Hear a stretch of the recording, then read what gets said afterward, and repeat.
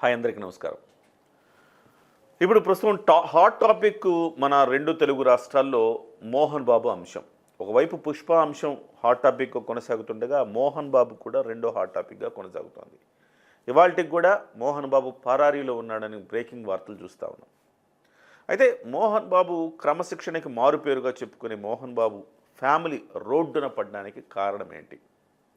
ఇందులో ఎవరి వాదనలో నిజం ఎంత అనే అంశాలు మనం ఇవాళ తెలుసుకుందాం. మనతో పాటుగా సినిమా ఇండస్ట్రీలో అనుభవం ఉండి ఇవాళ ఆస్ట్రో న్యూమరాలజిస్ట్గా ఉన్న సిస్ట్ల జయశంకర్ గురూజీ గారితో మాట్లాడదాం. గురువుగారు నమస్కారం అండి. నమస్కారం అండి. ఆయుష్మాన్. గురువుగారు, మీరు సినిమా ఇండస్ట్రీతో మీకు క్లోజ్ పరిచయాలు ఉన్నాయి. అందరితో మోహన్ బాబు గారితో, చిరంజీవి గారితో, వీళ్ళందరి సినిమాల్లో కూడా మీరు చేసి ఉన్నారు.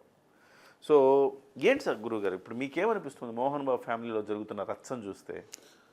మోహన్ బాబు గారితో నాకేం పరిచయం లేదు. నేను చేసిందంతా కూడా రామానాయుడు గారితో చేశాను. బట్ ఏంటంటే ఎవరైనా సరే అహంకారపూరితమైన వ్యక్తిత్వంతో ఉన్నవాళ్ళు పైకి రారు. మన మాటల్లో కానీ, మన చేతల్లో కానీ, మన చర్యల్లో కానీ నేనే మోనార్క్ని, నేనే టాప్ మోస్ట్ అనే వ్యక్తిత్వం ఉన్నవాళ్ళు ఎక్కడొకటి దెబ్బతింటారు జీవితంలో అనేది మనం మోహన్ బాబు గారిని ఉదాహరణగా చెప్పుకోవచ్చు. మంచి మనిషి, మంచి నటుడు, మంచిది, అన్ని రకాలుగా మంచివాడే, కానీ ఆ మాటలో భాష ఒక అహంకారం అనేది తొణికిసలాడుతూ ఉంటుంది. దానివల్ల ఆ ఎఫెక్ట్ ఎప్పుడూ కూడా 10 మంది బ్లెస్సింగ్స్ తీసుకోవాలి తప్ప 10 మంది కర్స్ తీసుకోకూడదు. గురుగారు, అహంకారమైన ఓర్వలేనితనము, కుళ్ళు ఇలాంటివి ఏమైనా ఉన్నాయి ఆయనకి? అంటే దాంతోనే ఒక 1 by 1 ఇవన్నీ ప్యాకేజ్ వచ్చేస్తుంటాయి. అంతేనా? సో ఇప్పుడు బీపీ వచ్చిందంటే షుగర్ వస్తుంది, షుగర్ వచ్చిందంటే బీపీ వస్తుంది, తర్వాత కిడ్నీ ఫెయిల్యూర్ ఉంటుంది, తర్వాత హార్ట్కి ఎఫెక్ట్ ఉంటుంది. అలా ఒకదాని తర్వాత ఒకటి ఇవన్నీ లింక్స్ ఉంటాయి. ఏదైనా సరే ఒక ఆధ్యాత్మికపరమైన జీవితాన్ని అలవాటు చేసుకున్నవాడు మనం ఎలా ఉండాలి, ఎటువంటి ఆలోచన విధానం ఉండాలి, ఎంత పాజిటివ్ యాటిట్యూడ్తో ఉండాలి, ఎంత చక్కగా మాట్లాడాలి, ఎంత చక్కగా చేయాలి, ఎదుటి వాళ్ళకి ఎప్పుడు హెల్ప్ చేస్తూ ఉండాలి, మనం సంపాదించుకున్న దాంట్లో మనకే కాకుండా మనం ఎదుటి వాడికి సహాయం చేస్తూ ఉండాలి. Giving is the highest level of living అనే ఒక తత్వాన్ని బోధపరుచుకున్న వ్యక్తులే జీవితంలో ఎప్పుడైనా సరే ఉన్నత స్థానానికి చేరుకొని వాళ్ళు ఫ్లరిష్ అవుతారు. లేదంటే ఏమవుతుందంటే ఈ కర్మ సిద్ధాంతం అనేది ఏదైతే ఉందో, what you so social you reap, అంటే మీరు ఏ విత్తనాలు నాటితే మీకు అవే పళ్ళు వస్తాయి. వేప విత్తనాలు నాటితే వేప పళ్ళే వస్తాయి. మామిడి పళ్ళు కావాలని ఆశపడద్దు, రావు.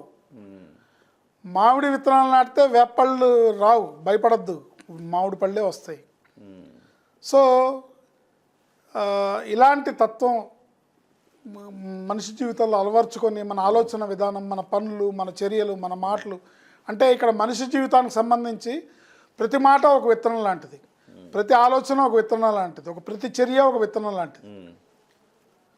గురుగారు, ఇప్పుడు సంక్షోభం నడవడానికి వాళ్ళ కుటుంబంలో ఇవాళ సంఖ్యాపరంగా, జ్యోతిష్యపరంగా ఏమన్నా ఇబ్బందులు ఎదురైనాయి? అన్నిటికీ ఉంటుంది సార్. ఇప్పుడు గ్లోబల్గానే గ్రహస్థితి బాగాలేదు. గ్లోబల్గా మానవాళికి గ్రహస్థితి బాగాలేదు. అందరూ ఏదో ఒక రకమైన ఇబ్బందుల్లోనే ఉన్నారు, ఏదో రకమైన కష్టాల్లోనే ఉన్నారు. దీనికి తోడు పేర్లో ఉన్న రాంగ్ నంబర్స్ ఏకమైనప్పుడు మనలో ఏమాత్రం పాజిటివిటీ ఉండి, మనలో కొంచెం మంచితనం, కొంచెం దైవానుగ్రహం ఉంటే తప్ప బతికి బయటపడే లక్షణాలు ఎవరికి కనబడట్లా. ఇవాళ రోజు ఏంటంటే ఎంతో కొంత మంచితనం, మన బ్లెస్సింగ్స్ మూట కట్టుకోవాలి. ఇవి లేనప్పుడు ఏమవుతుందంటే అన్ని ఇబ్బందులు పడుతుంటాయి, అన్ని రకాలకి కారణాలు దారులు తీస్తుంటాయి.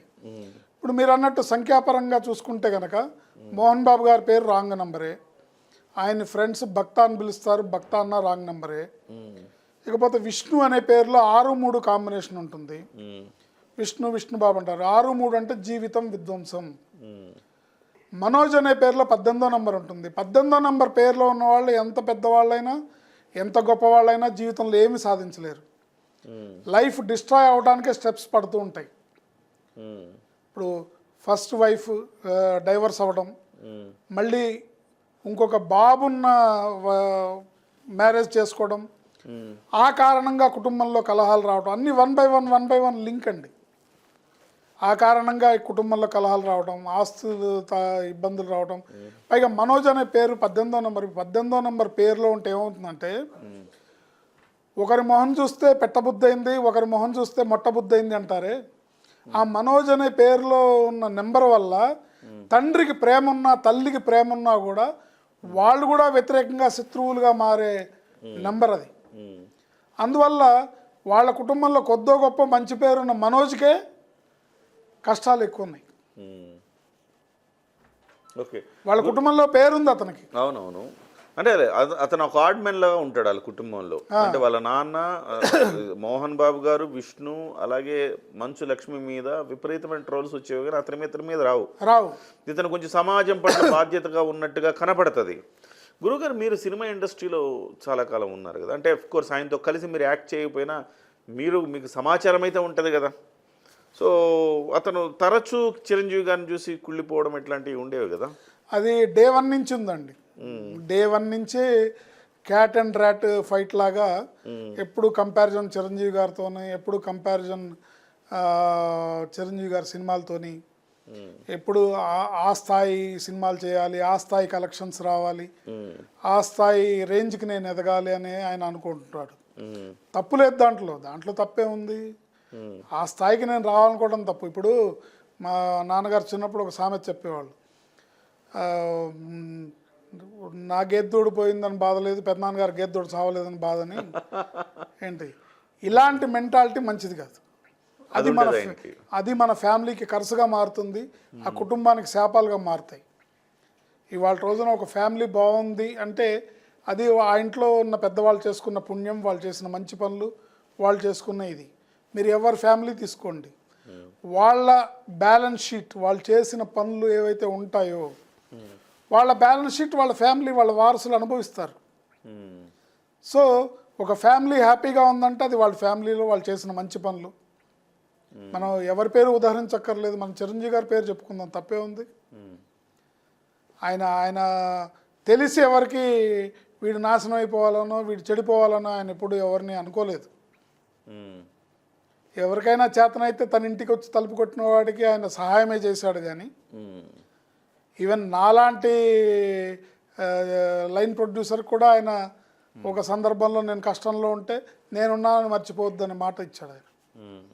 నీకు ఏ కష్టం వచ్చినా అర్ధరాత్రి అయినా అపరాత్రి అయినా నేనున్నానని మర్చిపోవద్దనే ఒక మాట నా స్థాయి వ్యక్తికి కూడా. అంటే నేను అప్పుడు ఇండస్ట్రీలో చేసినప్పుడు నా స్థాయికి ఆయన స్థాయికి చాలా పెద్ద, ఆయన మెగాస్టార్ రేంజ్ అది.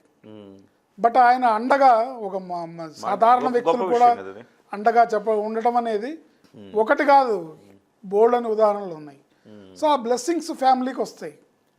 ఆ బ్లెస్సింగ్స్ ఆ కుటుంబం ఎదుగుదలకు ఉపయోగపడతాయి. Giving is the highest level of living. ఇస్తూ ఉంటే వస్తూ ఉంటుంది.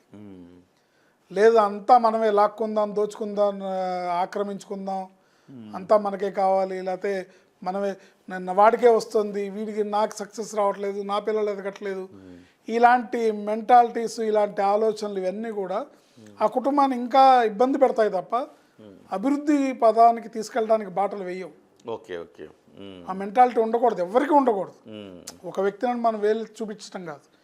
ఈ సందర్భంగా ప్రతి వాళ్ళు సినిమా ఇండస్ట్రీలో ఉన్నప్పుడు ఆయన చిరంజీవి గారితో పోటీ పడి నాకు కూడా ఆ స్థాయి గౌరవం రావాలని అనుకునేవాడంట కదా, నిజమేనా? ఏదైనా సంఘటన చెప్పగలుగుతారా? ఒకసారి అశ్విని దత్ గారు అన్నట్టు గుర్తు, అప్పుడు అల్లుడు గారి సినిమా ఆయన డిస్ట్రిబ్యూట్ చేశారు విజయవాడకి, ఆంధ్ర అంతా. సో జనరల్గా కట్అవుట్స్ అవి అక్కడ సెంటర్లో కట్అవుట్స్ అవి పెట్టాల్సిన సందర్భంలో ఈయన అన్నట, చిరంజీవి సినిమాకి అయితే ఎన్ని అడుగులు కట్అవుట్ పెడతారో నాకు అన్ని అడుగులు కట్అవుట్ పెట్టాలి అని ఒకసారి అశ్విని దత్ గారు అన్నట్టుగా గుర్తు నాకు. అట్లా అంటే ఆ మెంటల్ మనకు తెలియంది కాదు, చూస్తున్నాం. వజ్రోత్సవాలప్పుడు లెజెండ్ సెలబ్రిటీ గొడవ, వజ్రోత్సవాలప్పుడు కూడా చాలా అందంగా అద్భుతంగా జరుగుతున్న కార్యక్రమంలో మీరు అన్నట్టు పాలకుండలో విషం చుక్క వేసినట్టుగా ఆయన వ్యవహార శైలి ఉండింది ఆ రోజు. ఇప్పుడు లెజెండ్ అనేది ప్రకృతి నిర్ధారించాలి, విధి నిర్ధారించాలి, ప్రేక్షక దేవుళ్ళు నిర్ధారించాలి. మరి నిర్ధారించారు కదా లెజెండ్ ఎవరు అనేది. నిర్ధారించారుగా ఇప్పుడు ఆయనకి రావాల్సింది భారతరత్న మాత్రం, భారతరత్న, దాదాసాహెబ్ దాదాసాహెబ్ ఫాల్కే, ఈ రెండు మాత్రం మిగిలి ఉన్నాయి. ఏమండి అన్నయ్య మెగాస్టార్ అనే పదవి ముందు ఏ పదవైనా దిగదుబ్బే. ప్రతి వాళ్ళ గుండెల్లో ఆయన గూడు కట్టుకున్నాడు. ఎన్ని కోట్ల తెలుగు ప్రజలు ఉన్నారు, అందరి గుళ్ళ ప్రతి ఇంట్లో ఆయన ఒక ఫ్యామిలీ మెంబర్ లాగా ఉన్నారు. సో ఓకే, మోహన్ బాబు గారి వ్యక్తిత్వమే ఇవాళ ఇక్కడ వరకు వ్యక్తిత్వము, ఆ ఆలోచన విధానము, ఇది ఆ జలస్తో రగిలిపోవడం ఏమన్నా అనుకోండి, అవి ఉన్నాయో ఉండలేదు తెలియదు, కానీ it effects on your family. Ultimately what I mean to say is it effects your family only. అది భస్మాసుర హస్తంలాగా మన తల మీద మనం పెట్టుకొని మనం నాశనం అవ్వడానికి ఇబ్బంది అవుతుంది. అలాంటి మెంటాలిటీ ఉండకూడదు ఎవరికి. మంచి మెంటాలిటీతో, ఓపెన్ మైండ్తో ఉండాలి. పేరులో రాంగ్ నెంబర్ ఉండకూడదు. పేరులో రాంగ్ నెంబర్ ఉంటే ఆ రాంగ్ నెంబర్ వాళ్ళకి రాంగ్ డైరెక్షనే పట్టిస్తుంది, రాంగ్ ఫలితాలనే ఇస్తుంది. మనోజ్ అనే పేరు 18వ నెంబరు, ఏమీ చేయలేరు, ఏమీ సాధించలేరు. అఖిల్ అనే పేరు 18వ నెంబరు, ఏమీ చేయలేరు. Maybe is a grand son of Akkineni Nageswara Rao గారు, great son of Akkineni Nagarjuna. ఆయన ఏం చేయలేడు. ఎందుకంటే బికాజ్ అతను తప్పు కాదు, చాలా స్మార్ట్గా ఉంటాడు, చాలా అందంగా ఉంటాడు, చాలా బాగా డాన్సులు ఫైట్లు చేస్తాడు. 18వ నెంబరు ఎదగనివ్వదు. ఎవరి పేరులో 18వ నెంబర్ ఉంటే వాళ్ళకి లైఫ్ డిస్ట్రాయ్ అవ్వడం తప్ప ఇంకోటి కొంచెం చేంజ్ చేసుకుంటే అయిపోద్ది కదా. ఖచ్చితంగా బాగుంటుంది. గురుగారు థ్యాంక్ యూ గురుగారు. ఆయుష్మాన్.